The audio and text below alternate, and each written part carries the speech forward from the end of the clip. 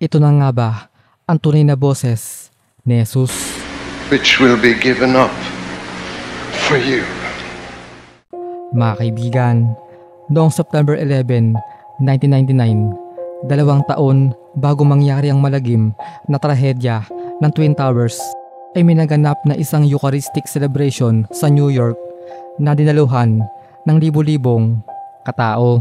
Itong araw din na to, ginanap ang World Marian Peace Regatta kung saan nagkaroon ng prosesyon sa East River, New York habang may bitbit na 33 rebulto ng imahe ni Maria. Sa pagdiriwang na to ay may dumalo ring mga Pilipino na talagang may malakas at matibay na pananampalataya. Fast forward tayo dun sa misa, mga kaibigan, na pinangunahan ni Father Gerard McGinty kasama ng iba pang mga pari. Sa original footage na to, nakuha sa mismo sa nangyaring misa, makikita na nandun na sila sa parte ng misa na kung tawagin ay consecration. Para sa mga di nakakaalam, ang consecration ay yung pagkakataon kung saan babasbasan na nung pari yung ostya at alak na sumisimbolo sa katawan at dugo ni Jesucristo.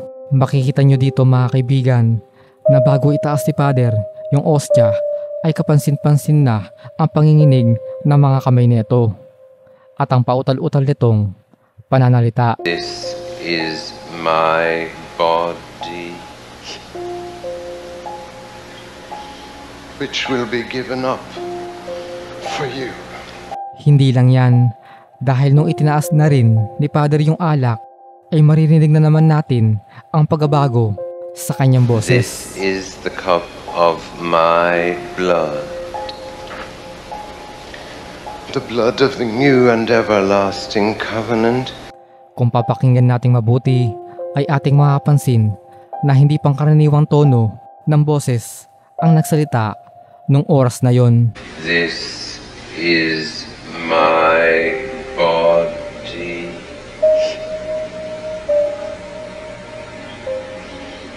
which will be given up for you. This is the cup of my blood, the blood of the new and everlasting covenant.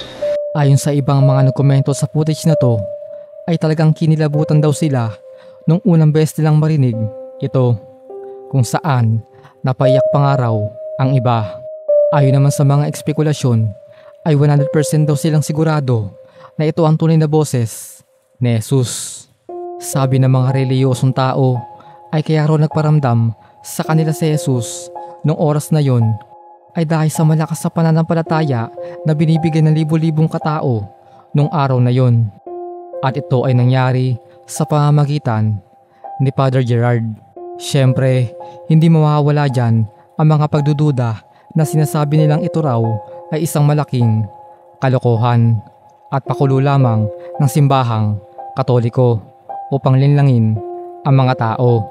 Para sa akin, mga kaibigan, totoo man o hindi, ay magandang irespeto na lang natin ang paniniwala ng isa't isa. Lalo't pat marami sa atin dyan ang matibay talaga ang pananampalataya, kung saan doon na lamang sila kumukuha ng lakas upang magpatuloy at lumaban sa buhay. Kaya naman, igalang na lang natin ang kanilang opinyon.